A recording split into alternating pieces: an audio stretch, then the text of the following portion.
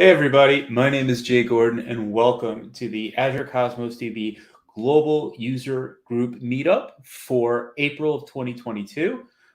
Today we've got a great conversation that we're going to be having with Lenny Lobel. He's going to be talking all about security, which I think is one of the most paramount things to consider when you're building applications, and especially in the cloud. So let's remember that security is everyone's responsibility. But now we have to talk about a few things that are your responsibility for as well. And one of those things is the fact that we are governed by the Microsoft Digital Event Code of Conduct. And what does that mean? That means be excellent to one another. That's really it. Treat people the way you want to be treated. You can check out the code of conduct information right here below me. I think that we're got a great group here in this community, and I'm not too worried, but it's always worth it to make mention. The other thing that I want to talk about, and I got two more announcements, and I'm going to bring in my guest. Please, if you want to be part of a drawing, tag your questions with hashtag CosmosDB, and we'll have a giveaway before the end of our session. I will pick a random name from that group of people who have shared that hashtag, and we'll go ahead, we'll give you a little something. I'll ship it to you directly, and you'll have yourself a little bit of Cosmos DB swag. And then finally, I want you to make sure that you are joining us on April 19th and 20th for Azure Cosmos DB Conf, where we're going to have lots of great speakers, on-demand sessions, conversations, all about Azure Cosmos DB and how it's implemented, how it's secured, how everything that you can think of. Now, I've done enough intro yapping, and I think it's time to bring in today's speaker, and it's Lenny Lobel, live also from Brooklyn, New York. Hi, Lenny. How are you? Hi, Jay. How are you? I'm doing great. It's a pretty nice day outside today. Can't complain. And, we're in April, which means baseball's starting soon, which means the weather's getting better here in the Northeast. I am loving life. Absolutely. And we're not very far apart, are we? No, I'm here in Park Slope, which is, not that far from you down in, would you say, the Sheepshead Bay area? Gotcha. Brooklyn, USA. Yes. So, Lenny, I know you've got a conversation today that you're going to have with everybody, and I want to remind them that if they would like to, our viewers, they can ask questions throughout our session. I'll be sure to be able to let you know when they happen, and you'll give some great answers. We'll be here for about an hour, and Lenny's got a great presentation for us. I'm going to let you just get into it. I think that that's the best way. And we'll get going. All right. All right, fantastic, Jay. Thank you very much. And just want to make sure that you can all see my screen and hear me clearly. All right, Jay, are we good on the audio and video to start? We are perfect. You can go ahead and get started. So I'm actually going to skip over my intro slide. For those of you who don't know me, my name is Lenny Lobel, and I'm a data platform MVP. I'm the co-organizer of this user group, and I've spoken at several of the events that we've had already. And I'm here today to talk to you about security, as Jay started mentioning. And we're going to break it down into three blocks. There's network level security. We'll look at the IP firewall. We'll look at security using virtual networks with service endpoints, and then as well with private endpoints.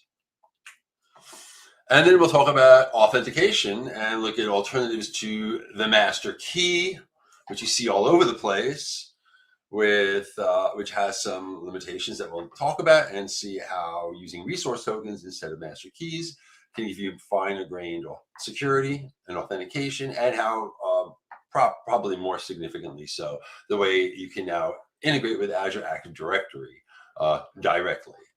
And then we'll the third pillar of security, right, would have to be encryption, and we'll talk about the server-side encryption that you get built into the Cosmos DB service, which can then be complemented with the client-side encryption, aka also known as always encrypted.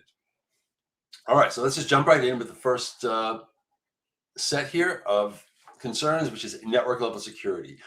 So Cosmos DB runs in the cloud on Azure, and that's a public cloud. So there's a public endpoint, and that means that it's accessible to the entire internet, and that's really very convenient when you're getting started and you're playing around and you're doing some development. But clearly for production workloads, this is far more exposure than you would ever want, and you need to lock things down. You don't want the whole public internet access to your Cosmos DB account, right? So one of the first ways you can deal with this, this is really your first line of defense, right? Because if you cannot establish a physical network connection to that public endpoint, it doesn't matter what credentials you have for authentication, you will not be able to connect, right? So the first would be the IP firewall, which works very similar to firewalls that we've all seen and worked with. You have a list of approved IP addresses or ranges of IP addresses. And if you're not on that list, you are denied access at the network level, right? So there's Cosmos DB with its public endpoint, and here are two clients, each with their IP addresses, respectively. And normally they would both be able to access that public endpoint, but if I put up the firewall and I add the IP address of the first client, then traffic coming in from that first client would be allowed to flow through the firewall. Whereas if I do not approve the second client's IP address, it gets blocked out the firewall. Pretty straightforward and simple and basic, but very powerful and effective. And just lock it down, and then whatever. If your master key gets leaked, you still can't get through the firewall. So a bit of a walkthrough here. I've got some live demos, and I've got some walkthrough demos. And in this walkthrough here, we are going to click on firewall and virtual networks and see that by default, like I said, all networks would be selected, right? But if you wanted to start locking it down with a firewall, you choose selected networks, and now you've got a screen with a bunch of inputs here, and there's really two parts to this screen. There's the top part and the bottom part, and we're just going to look at the bottom part right now, which is the firewall, which is where you just add those approved IP addresses or ranges. Also take note of these checkboxes down here. The first of which you would very reluctantly want to check, right? You would normally not want to check that. That would be in exceptional cases where you have other Azure services that can't expose their public IP addresses for the firewall.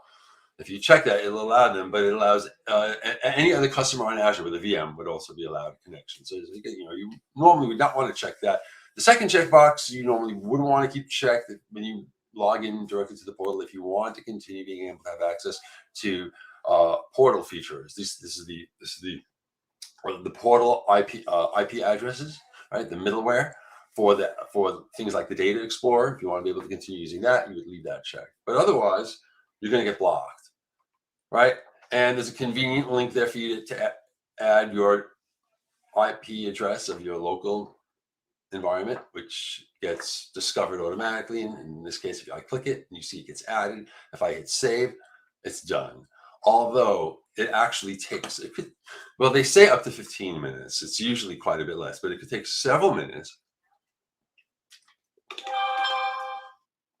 until that takes effect. And once it does, it's done. And there you see it's on the list.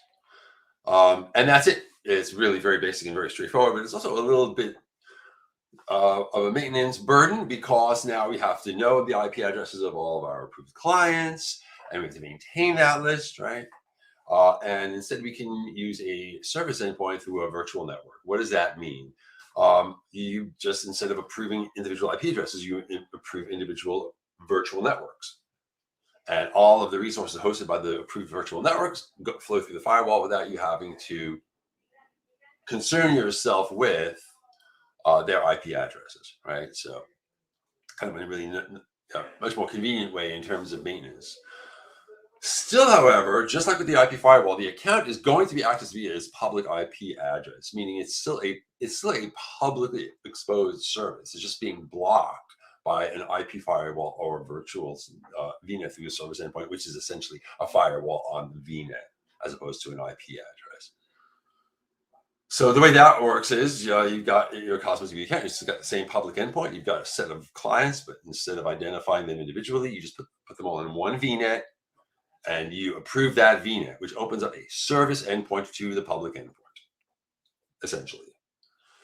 And if you do an NS lookup inside of that VNet, you will still see the public IP address of your Cosmos DB account, right? Because the VNet itself is accessible to the internet. So the way this works is the top half of the same screen, where you see I don't have any VNets added yet, but I have 2 links here. I can, if I have an existing one, or I can create a new one on the fly. I'm going to choose an existing one that I have, and there it is. I can choose several to approve, but I'm going to approve this one here. And you see there it's been added. Beg your pardon.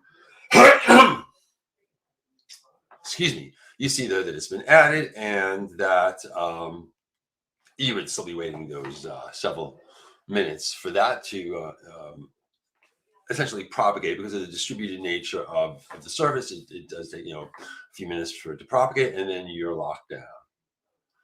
So what's the problem with this? The problem with this is the concern of exfiltration, meaning that yes, it's true that you can only get to that Cosmos DB account from the VNet, but the VNet itself is exposed to the public internet. And therefore, and this is not for every situation, but there are some situations in certain environments, but depending on the sensitivity of the matter, where you would be concerned about a rogue user who has access to the VNet, pulling data from Cosmos DB and basically exfiltrating it, exporting it, sucking it out to some public place on the internet, which is certainly something you would not want. And so that would lead you to choose your third option for this, which is a virtual network through a private endpoint, where again you only connect from networks that have been approved. But in this case, the public IP address is completely locked down, and the account is available only through a private endpoint that you create as a resource of the VNet. So let me show you what I mean by that. There's Cosmos DB, and there are your set of clients. Now, that Cosmos DB account still has a public endpoint technically, but it is essentially completely blocked off and inaccessible. And this VNet, it does not have any access to the public internet whatsoever. And you create inside that VNet, as a new resource of that VNet, something known as a private endpoint. The marketing term for this was private link, where essentially you can only connect to Cosmos DB from that private link. And that private endpoint is inside of a VNet that is closed off from the internet, and therefore there's private DNS resolution that will make that Cosmos DB account only available through a private IP address. So that if I do an NS lookup this time, you'll see that the IP address beginning with 10.0 makes it a private IP address, right? So how does that look? There you click on private endpoint connections. This is also something that I'm doing it as a walkthrough in order to go through it quickly and still give you the experience of a demo. But in fact, if we went through this, it would take a little bit of time to push through, because now we're actually creating a new resource. We're actually now creating a new resource in our VNet. And I don't have any yet, but I'll click to create a private endpoint. And really all you need to do is give it a name, right? And I'll call it my private endpoint. And move on to the resource tab. And now you're saying basically, what is it that I'm creating an endpoint against? And what type of resource, because this is not specific to Cosmos DB, this is an Azure concept. So you pull from that dropdown and choose Microsoft Azure Cosmos DB database accounts. And then it knows how to populate the resource dropdown, from which you would choose your database account, your Cosmos DB account. And then that sub-resource there, which is really essentially just the API. So if you know about Cosmos DB, you know that you only have one API per account. So it's a little silly to have a dropdown there, which will usually only have one item in it. But if you actually create a Gremlin account for a graph database, you're going to have to see Gremlin and SQL in this dropdown. But that is a subject that is another subject matter. So basically, we're targeting the SQL API, so the sub-resource is SQL. And now the virtual network that we are establishing for this private endpoint, and I've just chosen one here. And notice this on the bottom here, integrated private DNS zone. This is where, if you choose the default, yes, it all happens for you by magic. You don't have to do anything extra, and you get that private IP address. But if you want to manage the DNS yourself, you can click no, and then you have to manage those records, those DNS records on your own. No tags, hit create, you're off to the races. There's a deployment. It takes a little bit of time, and your deployment is complete, and you go to that resource, and there it is. And right, that's the one that we just created, right? Created my private endpoint. It's truncated there, but it's my private endpoint. And if we go back over to the firewall page from before, you'll notice now that all networks is disabled. Because once you have one or more private endpoint connections, there's no way you're giving access to all networks. It's only going to be selected networks as per those private endpoints. And you see that with the tooltip. All networks can be selected to this account having an approved private or one or more approved private endpoints. So before I jump into the demo, this one's going to be a live demo. I'm going to pause now and make sure that I'm still being heard out there, and wondering if there are any questions to this point, Jay. So far, just something about a bicep script to grant app service. This is web app service principal for my Cosmos DB partitions, but I don't know if that's necessarily related here. So bicep, no, I'm not going to be able to talk much about bicep. Sure. If Siegfried, if you'd like to find out more about Bicep, the people on the Azure DevOps crew, specifically April Edwards, they're really great. They could probably give you some more information. But right now, it looks like Gear is asking, how would I secure a Cosmos DB instance so it can be accessed from both an Azure function and from an API running in a Kubernetes cluster in AWS? So they're looking for cross-cloud or multi-cloud you would have to support. resolve that. If we're talking about network level security, which is what we're talking about at this stage, you would have to resolve those IPs with a network guy, and that network guy is not me. So Fair enough. Yeah. So I think it's time for you to just go ahead and get in that demo. I'd love to see what you got to share today. So let's just jump right in then. And hopefully you can all see my screen, and I'm going to open up this small little demo app. And it's really just a bunch of things I'm trying to do inside of a try block, which we're going to expect to succeed or fail. And I'm on my local machine, which is not, of course, inside of the VNet on Azure. So let's actually first pop on over to the Azure portal, which I've got in one of these many. Maybe it got shut down. Let's head back over to the Azure portal.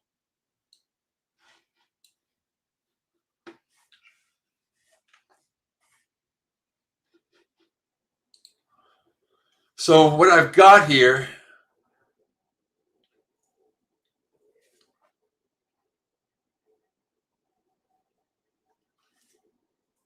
everything's slower with the screen share going, but right here on the private link, I've got two resources here. I've got a virtual machine, which is running inside of a VNet, and I've got a private endpoint. I'm going to click on Cosmos Private. This is my private endpoint. And if I head over to, if I just look over at the where is this?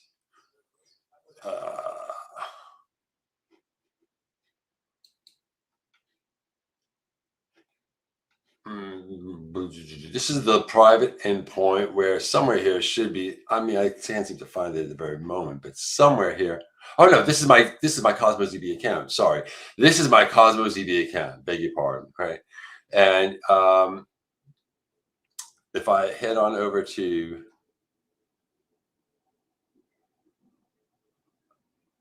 private endpoint connections, you can see that there is a private, that's what I was looking for. There is a private endpoint connection called Cosmos Private Endpoint, right? And it, like, you can see the VNet is in a VNet called Cosmos Private Link VNet, right?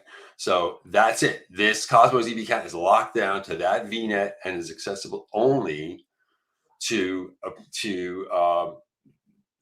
VNet, and that VNet is private to the public internet. And then I've got this virtual machine that is currently running. And if you look at the virtual network that it's running in the same virtual network. And therefore, this VM and only this VM should be able to access the account via its private IP address, while I ought not to be able to from my local machine. So I've got this identical code running in both environments. And this is my local machine where, all these operations are certainly expected to fail. Let's give it a run.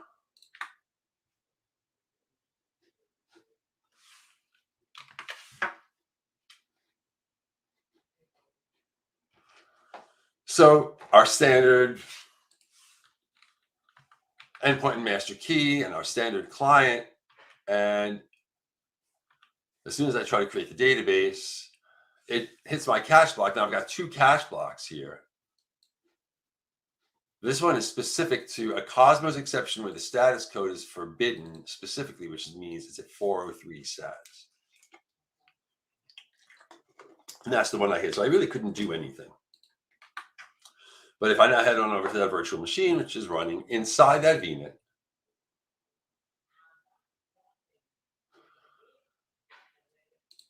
and you can see it's the exact same code. Hit a breakpoint on that line.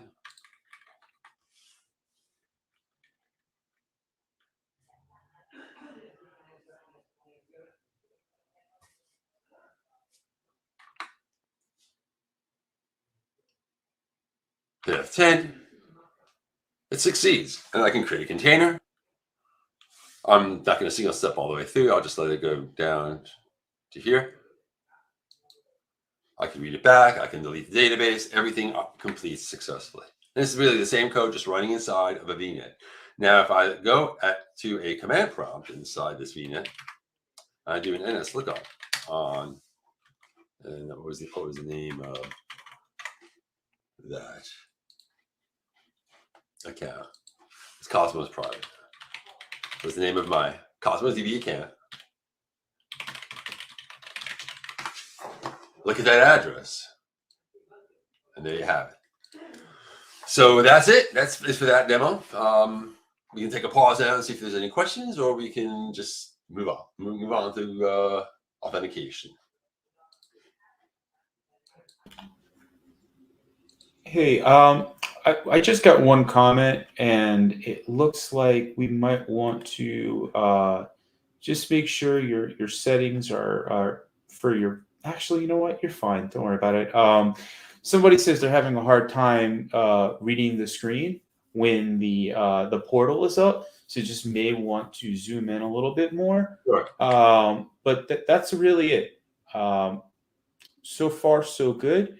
Everybody remember, if you have comments or questions, we would love to see them with the hashtag of Cosmos DB, so we can enter you into today's contest.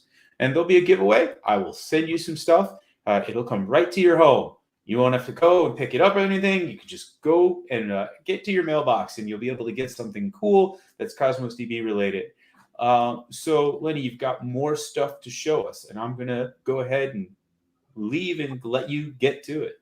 Thanks, Jay. We're on to kind of part 2, if you will. We're talking about authentication, where for the longest time, since the earliest days of Cosmos DB, you would use a master key to connect, and people very often do. But there are several concerns with the master key. First of all, they are full access or full read-only access to the entire account. You have a set of master keys, primary and secondary for rotation, but essentially that master key, either one of them, completely exposes the entire account for full access. And then there's another set of primaries and secondaries that will completely open the entire account for read-only access. So you couldn't hide anything.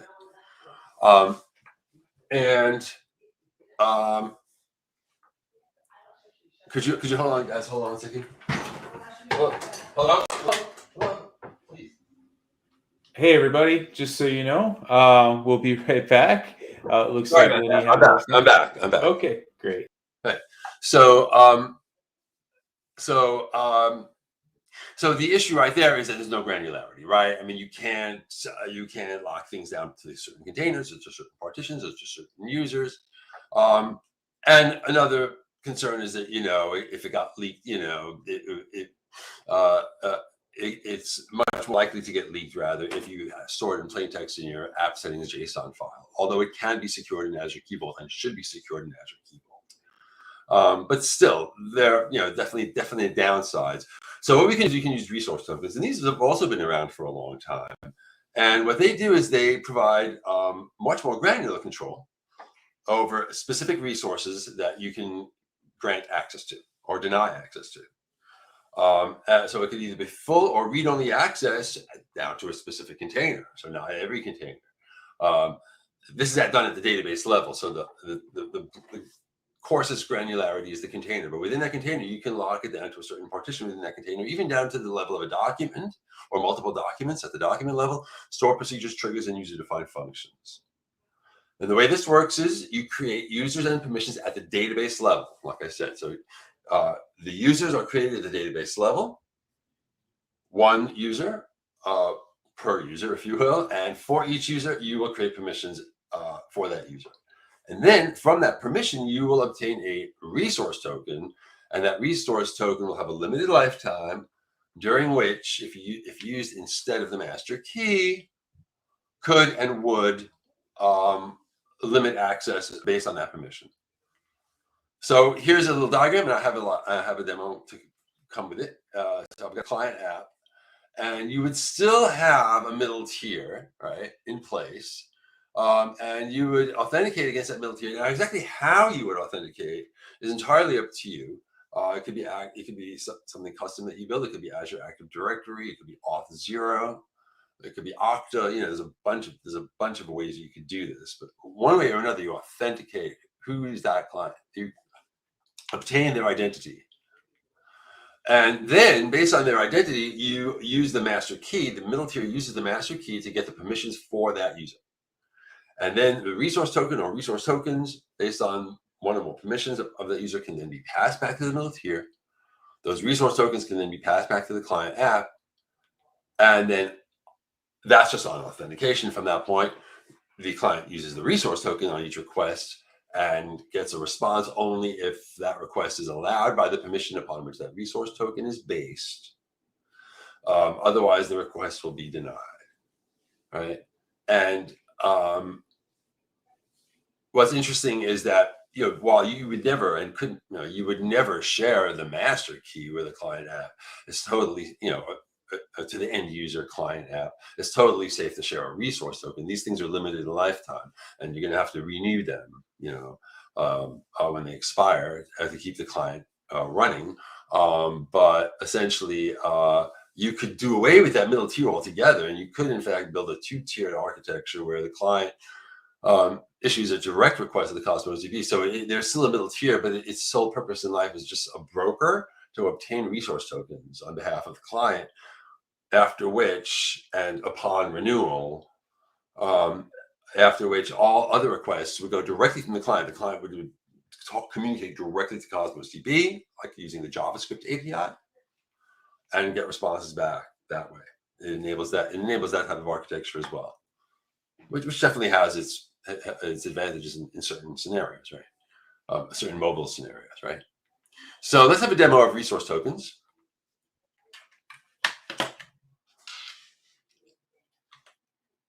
Head back on over to Visual Studio. Over on authentication, and set that as my starter project. And let's give it a run.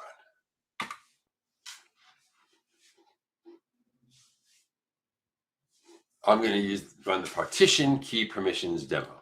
So what we're going to do is we're going to have a multi-tenant scenario partitioned on tenant ID, and every tenant has access to the same container, but only the data in their logical partition. So we'll go through a standard pattern of creating a database, and we'll create called multi-tenant, and inside that database we'll create a container called a tenant data, partitioned, like I said, on the tenant ID, 400 RUs a second, and get that container. And now we are going to create two users, Acme and Wonka, right?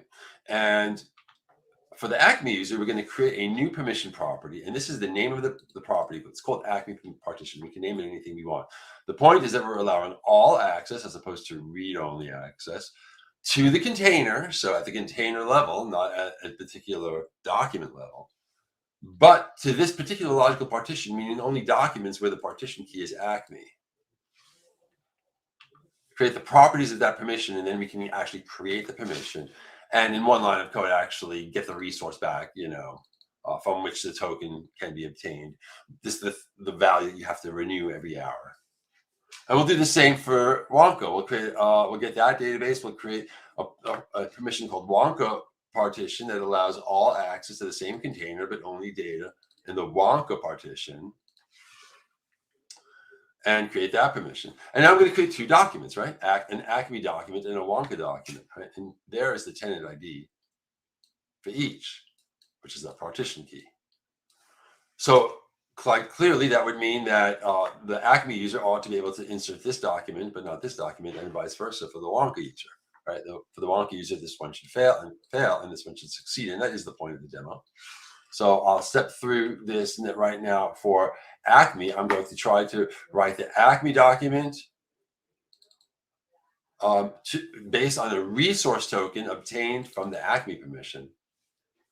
And that should succeed. And I'm going to try to create the Wonka document using the same token, and that should fail, right? So stepping in to create document, you'll see that I've got my usual endpoint, but I don't have my usual master key. Like there's no master key in there, or there shouldn't be anyway. Well, maybe it's for another demo, but you can see that the client itself is not using it, right? So there's my endpoint, but no master key. Instead, I've got the resource token. Okay. So this is a limited Cosmos client. It uses the same overload, which is interesting. And so that's still the same. It's still a string. The IntelliSense will tell you it's either a master key or a resource token. And technically, it should be allowed to be an array of resource tokens, right, based on a set of permissions. And from there, I get the container, and I try to now create that document. And the first document succeeds, of course. And however, when I try the Wonka document with the same code, but using the other resource token, it will fail. And there's the exception. All right. So yeah, it's a little small, but successfully created the document that had the partition key ACME, but not Wonka. Success and then failure, and then it's just going to be failure and success. So I'm just going to step over it. On the Wonka side, you get the exact opposite, right? The first one fails for ACME, but the second one for Wonka succeeds. So every user has access only to their partition in this demo based on resource tokens. I'll delete the database, and that's the end of that demo. And I'll pause now to see if there's any questions on that topic. So it looks like we have one question, or actually we've got two questions. So Siegfried wants to know, would resource tokens be used for humans on a VM or web apps, for example, Kubernetes apps? Again, when it comes to Kubernetes, I couldn't talk to the particulars of that in terms of how you have to pass things along to containers running under control of Kubernetes. But resource tokens are short-lived. They have their downsides still, which is leading us to like our third topic. They've been around for a long time too. They've not widely adopted for a number of reasons. One of which is as well that they're not revocable, and they're not immediately revocable. They would last for the lifetime of that hour. You couldn't immediately revoke them, and you can't integrate easily with Active Directory this way either, because you're creating users and permissions at the database level. So I think Active Directory would be a much better approach, particularly maybe even in the case of Kubernetes. Sure. Directory integration there. And then we've got one more question from Geert, who asks, in case you get a resource token and then let the client directly access the database, what happens when the token expires? Does the client need to check the expiry and request a new token from the middle tier? Correct. I mean, I'm not sure the exact property, but there needs to be a pattern in place to keep that resource token refreshed before it expires. Exactly. Okay. Let's take a look at that. So as I started alluding at by answering the first question, it's not easy to integrate with Active Directory this way. You have to define all your users in the database. And what if all your users are defined in Active Directory, which is much more common, ubiquitous, right? And there's this feature called RBAC, role-based access control, which allows you to do this.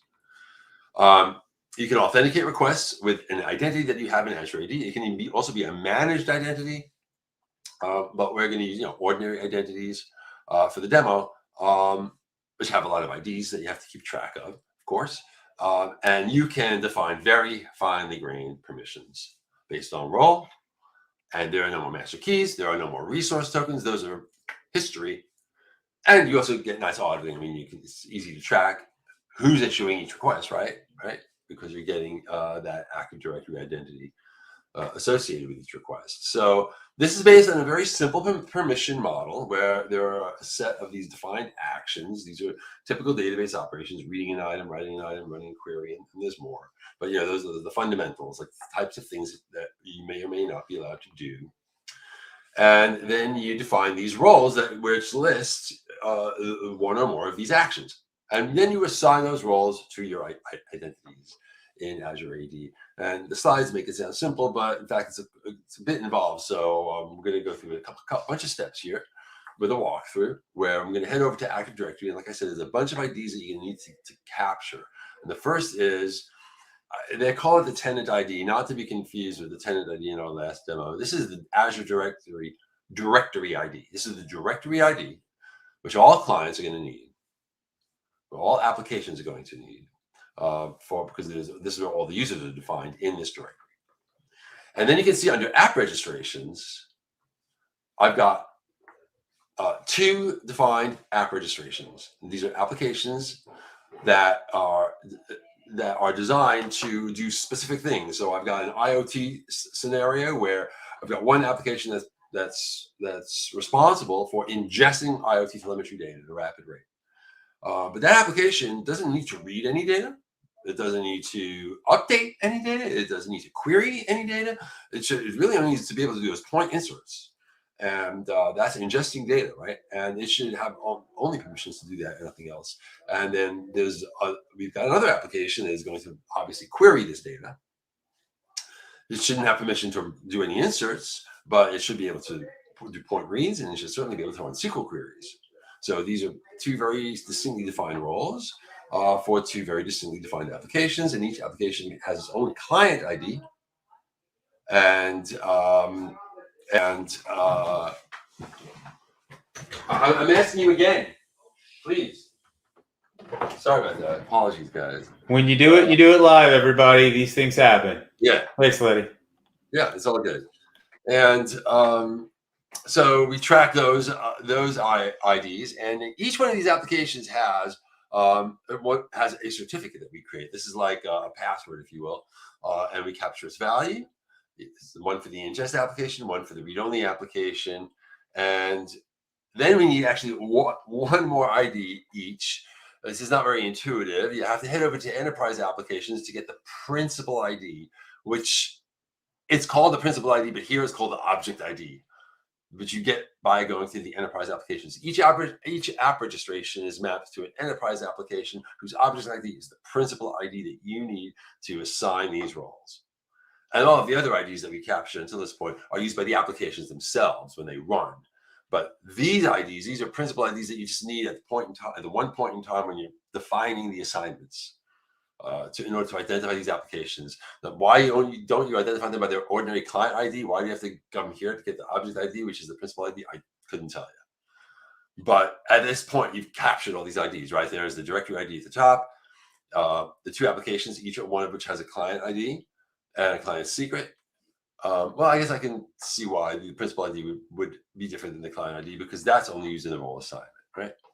Okay, so here in PowerShell, and this can be done using Bicep, by the way, for the Bicep. Folks thinking about Bicep. This can also be done with the Azure CLI, but it can also easily be done with PowerShell, like I'm doing here. where I am running this commandlet to create a new SQL role definition, a Cosmos DB SQL role definition. I am naming this role as Cosmos ingest only role, and I'm listing these actions. This is for the ingest only application. I'm allowing only two things. The first of which, read metadata, you always need to allow. This SDK needs to be able to read metadata to function. It won't be able to do anything for you if you can't read metadata, right, about the account. It's a very limited amount of information, just the metadata you need to do anything with the SDK. So beyond that is only what you really need, which in this case is one specific permission, the ability to create items in a container, right? Basically, to create items in a container. That's that permission.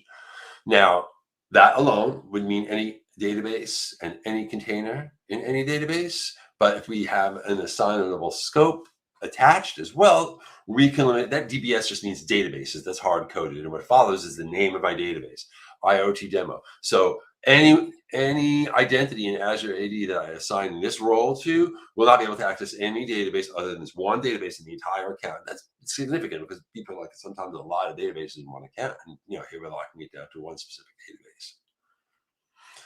Hit enter and that gets created. It takes a little bit of time, and then that gets created. And now we're going to do a role assignment. Now we're going to assign this role, right?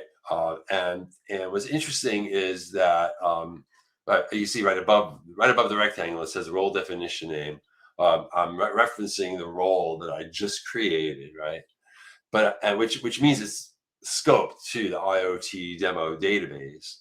But if you see /cols after that's a short for /collections, which is the old name for containers. That's also hard coded. DBS is hard coded, followed by the database name IoT demo.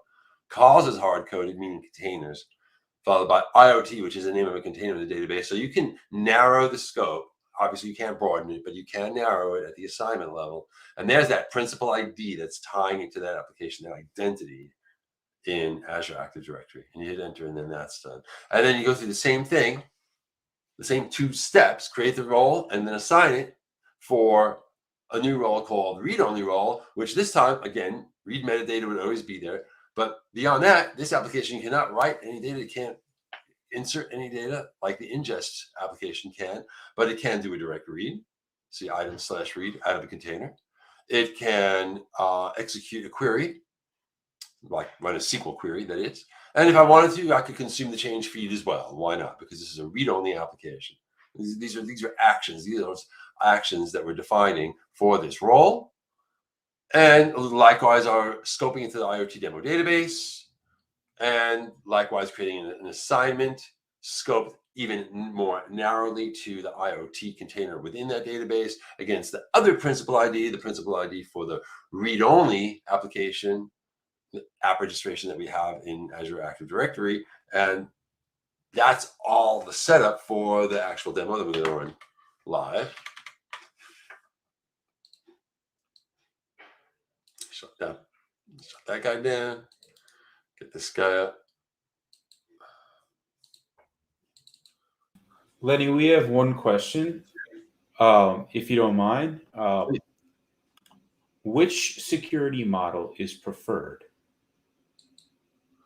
Well, it's a tough one because many of these are new, right? I mean, master keys have been around forever, and they've worked, and they do work. I mean, but if you can, it's always better to have something better. And once you want to move on to something better, then you're looking at resource tokens or Active Directory integration, and then you're looking at now resource tokens have also been around for a while. They have the unique advantage of being able to create two-tiered client-server apps, where you only have a middle tier for the purpose of brokering tokens and renewing tokens when they expire, but otherwise your client is communicating directly to the service. So that's something unique about resource tokens. But ultimately, it's really difficult to get them that all mapped to Active Directory because you've got users in the database and you've got users in Active Directory.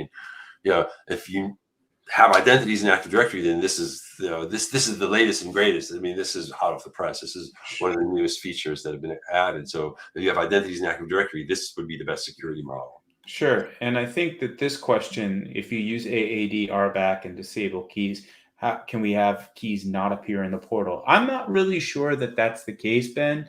I'm pretty certain that those keys are generated, and I can double check with Mark if you want to get back to me. Reach out on Twitter. My Twitter handle is @jdestro. You can just send me a DM and I'll double check with your question. But anyway, Lenny, I'll let you get back to it. All right. So let's fire off this demo. Here, it's because it's a demo. It's one application. If you're looking at app settings JSON, you would have really two applications. Each application would have the same directory ID, and the ingest-only application would only have these two values, and the read-only application would only have these two values. Clearly, they would not both be in the same file as they are in this demo, right? But it's one demo where I'm going to be able to consume either one for to impersonate one client or the other, right? And so let's get this order. I already started that. Let's just start the ingest-only application.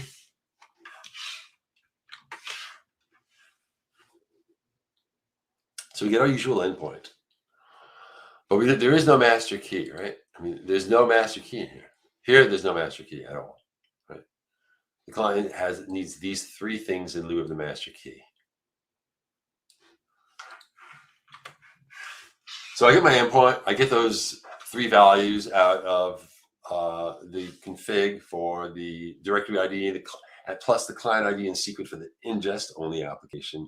And I wrap it up inside of a client credential, and I use a Cosmos client constructor that takes that credential object instead of the master key or a resource token. Right? So I get a reference to a container, and I try to create a document here, and that succeeds. Or better succeed, and that's good. But now that document that I just wrote, if I try to read it back with a point read, which is like very basic, right? I know the document I just inserted, I know its ID in this partition key. I can't even read it back. And it fails specifically again with a 403 in this case, which is forbidden, right? And what if I, again, try to query the entire container, right? Or at least get the first page with a read next async? That is also forbidden. So I was able to create a new document, but permission was denied for point reads or queries. But if I run as the read-only application, right? So now I'm getting the read-only client ID and the read-only client secret with the same directory ID as the ingest-only application. And the rest of the code is the same, right? Wrap up the client credential, use that credential in the constructor to get a new client, and now try to create another document. This application will fail and create item async with a 403. Cannot create the document. But the two other operations that failed for the ingest-only application, the point read, yep, just read it, no problem, success. Let's try to run this query and get the first page. Yep, no problem. And that is Azure Active Directory integration. Very powerful, very sexy, very new. That takes us to the end of really part 2 of this, where we were going to wrap up with encryption. Unless there's more questions at this point. You know, I think we have a couple. So Marsurio wants to know, are those principal IDs maintainable via PowerShell? Maintainable? I'm not sure I follow the question. Yeah, but I'm not really sure. But if you want to go ahead and kind of expand upon that, we'll see if we can get to it before the end of the session. We've got it's about 10 to 5 here in the East Coast. So I'll give you a little time after if necessary. Daniel wants to know, do RBACs support other Cosmos APIs? He noticed the SQL role definition, and he's wondering if it supports Gremlin and Cassandra. I'm not 100% sure, but I think it does not. Okay. But don't take my word for it. Daniel, same thing. Send me a DM on Twitter, and I can get that answer for you. And then finally, Siegfried wants to know, are virtual networks firewalls redundant with resource tokens and AAD? Are resource keys redundant with No, AAD? they're not redundant. It's your first layer of protection is network level security with a firewall, VNet, or private endpoint. Okay. Yeah, and then on top of that, yes, right. It's like you don't let somebody in through the front gate. You don't have to worry about whether they have the key to the front door or not. Someone with the key to the front door, they can't get in the front gate to get to the front door is more well protected than if you just have that gate and someone has the key, or vice versa. So I'm jumping into our last part of this, which is encryption. There's a lot less to talk about encryption, at least when we're talking about server-side encryption, because it's built in. You don't have to do anything. You can't disable this even. All your data is encrypted on the server side, both in flight and at rest. And they're encrypted using Microsoft managed keys, so that if you have your data, it's always going to be encrypted by a Microsoft managed key on the server side. Now, if you want, you can use customer managed keys to be in control of the key, right? And use your own encryption keys, but you should really only do this if you have to. So it will give you actually an extra layer of encryption, because it will not replace the Microsoft managed key. It's going to wrap itself around it. Microsoft will still encrypt the data, and then it will use your key to encrypt on top of that, and you now are responsible for that key. So there are instances where you have to do this, but it's recommended against if you don't need to, because it is now your responsibility, and Microsoft will not be able to help you if you lose your key. Okay.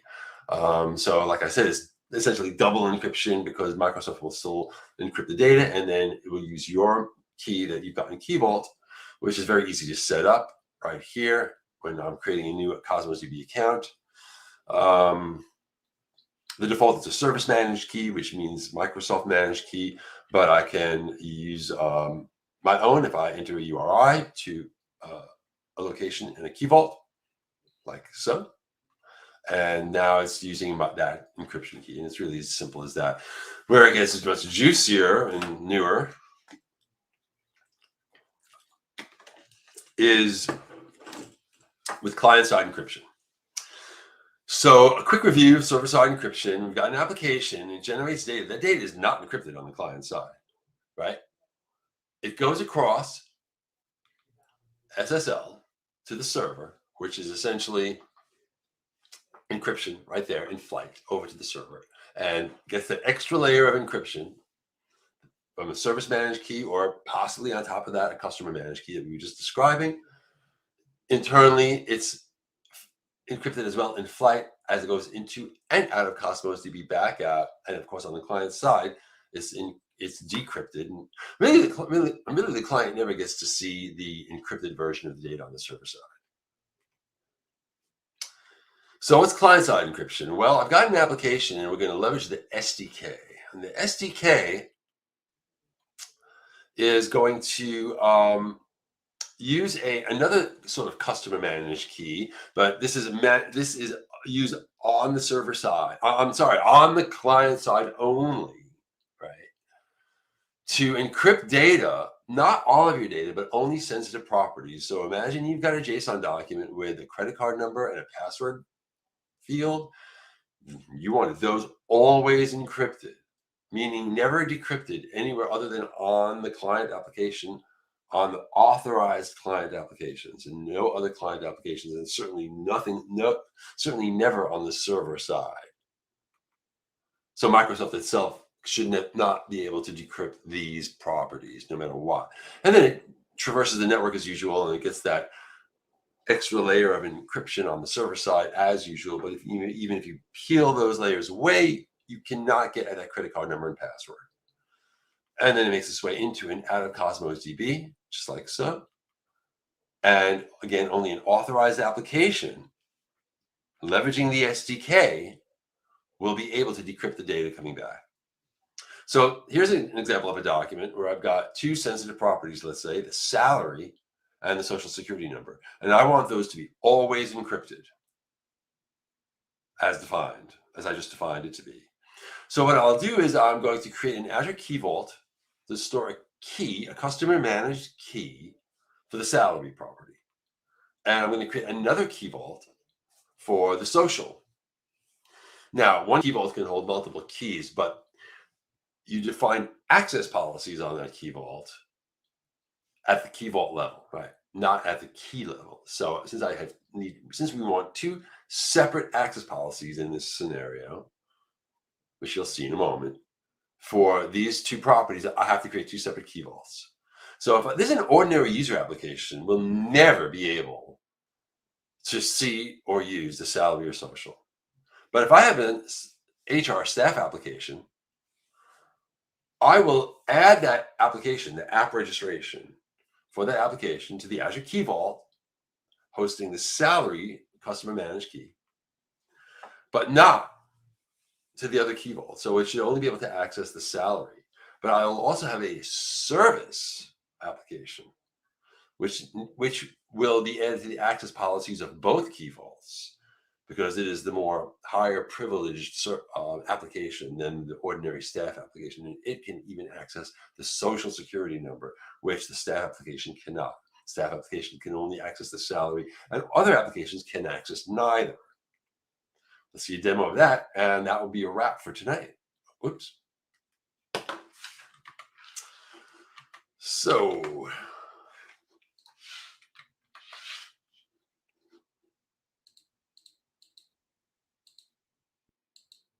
we're going to start off as the, well, first of all, let me show you my key vaults.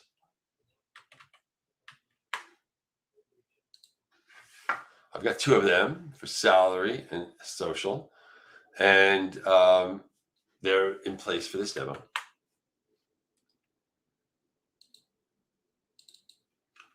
If you look at app settings JSON, here are the three things that we're going to need for just to access the salary property, just to access the salary actually and the social property.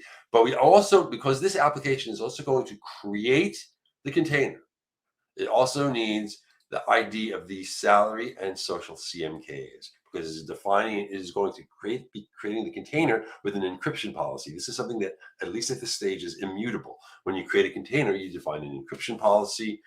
This is a one-time thing that you need these keys only for that point in time of container creation. Otherwise, these keys shouldn't really be here.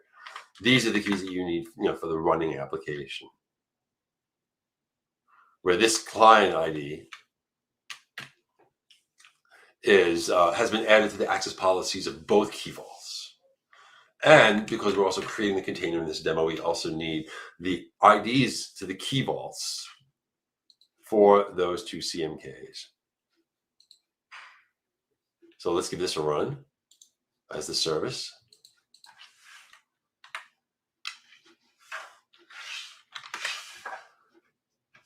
So I'm using a good old master key for this, just to keep it a little less confusing with all these Active Directory IDs. These directory IDs are being used for the purpose of encryption and decryption at client side.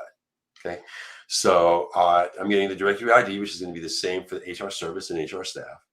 But now this is the service application, so I'm getting the service client ID and the service client secret, wrapping that up in a credential, very similar to before, but now I'm going to have to create what's called a key store provider around those credentials.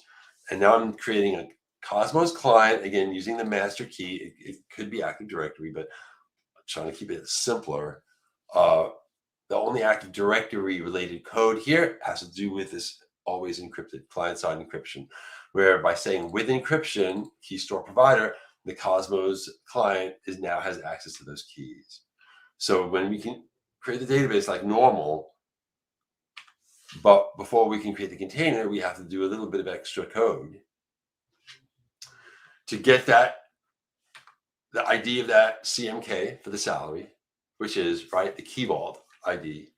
And technically, your data is not encrypted by the CMK. Your data is encrypted by the DEK. The DEK is the data encryption key, which I'm creating right here in this next line of code. The data encryption key. Think of the data encryption key as a data encrypting key, and think of the CMK as a key encrypting key. The CMK encrypts the DEK. The DEK encrypts your data. And this is SHA-256 encryption. And I've created the DEK for the salary. I'm going to do the same thing for the social. I need the ID to the location of that CMK in Key Vault, wrap that up in a metadata, create the DEK from the CMK, right? So your CMKs can be rotated and should be rotated, right? And we're almost there. Now, with access to those keys, I'm about to create the container, right? Here's where I'm creating the container. Before I can create the container, I'm going to define two paths, a client encryption included path to the properties in my document that need encryption. In this case, it's the salary and SSN columns, using these respective data encryption keys, which are encrypted by the CMKs, by the client, by the customer managed keys. What's different besides the path in both cases here is the encryption type. Here I'm using randomized. Here I'm using deterministic, and like the comment says, randomized is most secure but not queryable. So if I don't need to query on the salary, I'll use randomized. In the case of the social, I would like to be able to query on the social, even though Cosmos DB does not have the ability to decrypt the data on the server side. It should still be able to run an equality query if we use deterministic encryption with the same social security number, encrypts to the same ciphertext every time, for example. So the client side can encrypt the parameter for the social and send that over as the query value, which is matched against the value in the database without Cosmos DB really needing to be able to decrypt the value. So I'm going to do this now that I've defined those two paths. Here I'm creating the container using the Fluent API, which has this with included path where I can include both paths. And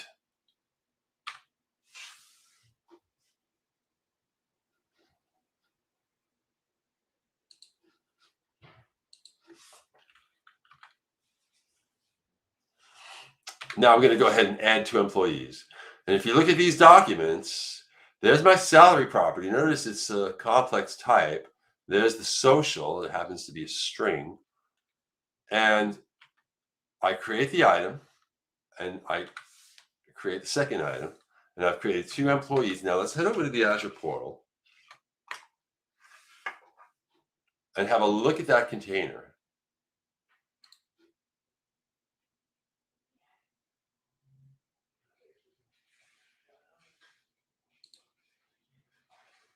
Oh, wrong one. Human resources. Here are the 2 documents we just created. Look at the salary.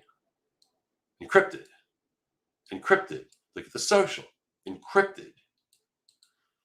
Right? So that should really drive home the point that this is always encrypted on the client and on the server. Now, you'll notice also that the salary is a complex type. This can help you, since at least now, like I said, the encryption policy is immutable. I have a feeling it'll be that way for a while to come. Just a little feeling that I have that you will not be able to change the encryption policy of a container once you create that container. So the schema-free nature of Cosmos DB can really come to the rescue here, because you can create a property and then right now, if we decided to add another subproperty to salary, that would be supported, right? Because encrypting the salary property means encrypting the salary property and everything beneath it. So you could have new things beneath it. So that's just something to keep in mind. So now I'm going to retrieve an employee via point read. I know the ID and the partition key. In this case, the partition key is the ID. I retrieve and deserialize the object. There it is. Look, I can read the salary. Only this application can read the salary, as well as the social. And even more significant, I can run a query on an encrypted property. It needs to be parameterized the way you see it here, obviously. If you think about it, of the work that the SDK is doing under the covers, you couldn't just embed the value of the social security number in here as a string. Remember, this has to cross the wire with this value already encrypted. So if this is the value that I want to query on, I have to create a parameter by that name. And now I can run that query. And the result comes back, and there is the match. So I retrieve this employee via that query. Now the staff application,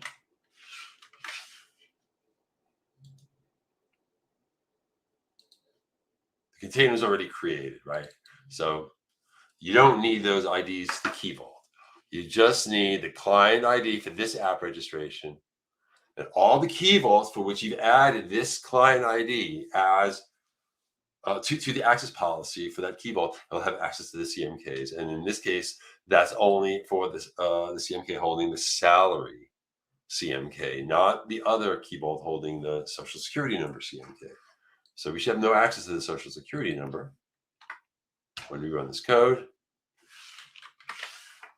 The very first part's all really the same as the last demo. We get our endpoint and master key in this case for authentication, but for specifically client-side encryption with always encrypted, we need the client ID for the staff and the secret, which is really the password, right? And wrap that up in a client credential. Same as the last demo, we do a key store provider, which is specifically an Azure Key Vault key store provider, wrapping those credentials and create a new Cosmos client with the with encryption method passing in the key store provider. Get the container. Now, here's a select star. Should that ever fail?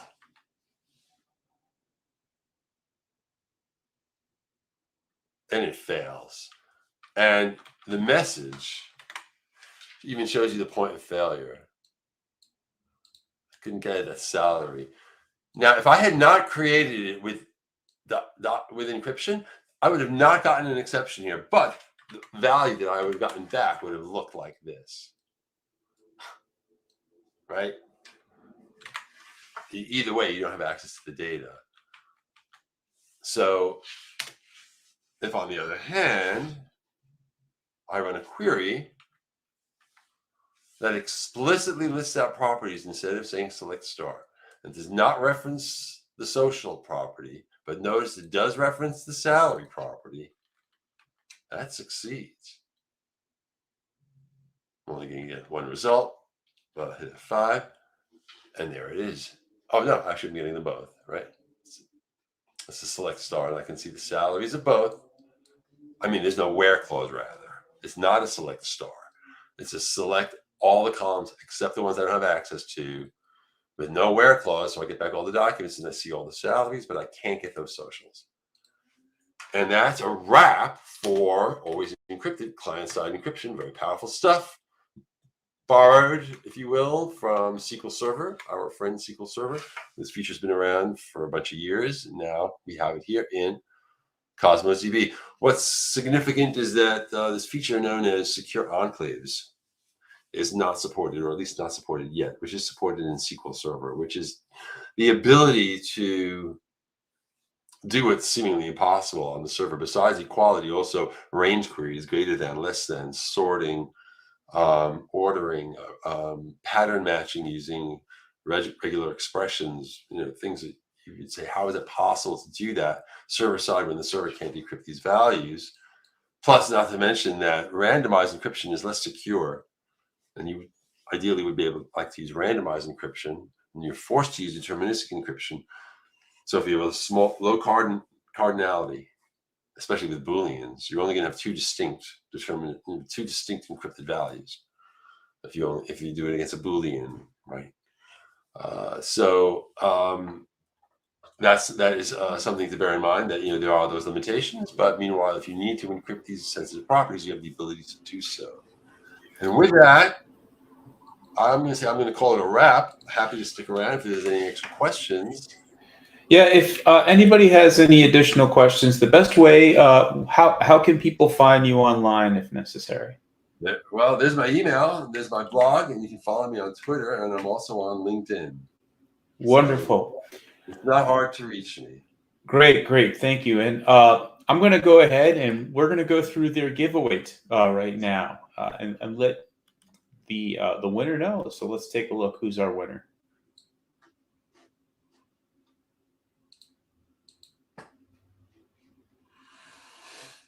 Daniel, you are our winner. Congratulations, Daniel. Please just get in touch with me. You can send me a DM on Twitter at jdestro. My DMs are open, and I'll go ahead and ship you your prize. But other than that, it looks like we're all set today, Lenny. Thank you so much for leading this conversation, showing everybody these demos. My I pleasure. really appreciate Thanks for hosting me, Jay. No problem. All right. Hopefully we Take can care, meet again soon. That's it, everybody. Thank you very much. That's it for today, everybody. We'll be back next month. I believe it's going to be Alex Mang. He's got some stuff for us. Appreciate you being part. Appreciate your comments and questions. We'll catch you all next time. And remember, I want to see you this year at Azure Cosmos DB Conf. It is on April 19th and 20th. Right online here on YouTube. You can watch it. You can watch it on Learn TV. It's all over the place. So make sure you get your calendar invite set so you can make sure that you're going. And that's really it. So thank you very much, everybody, for being part of today's user group. Until next time, my name is Jay Gordon, and have a great rest of your day and week. Bye now.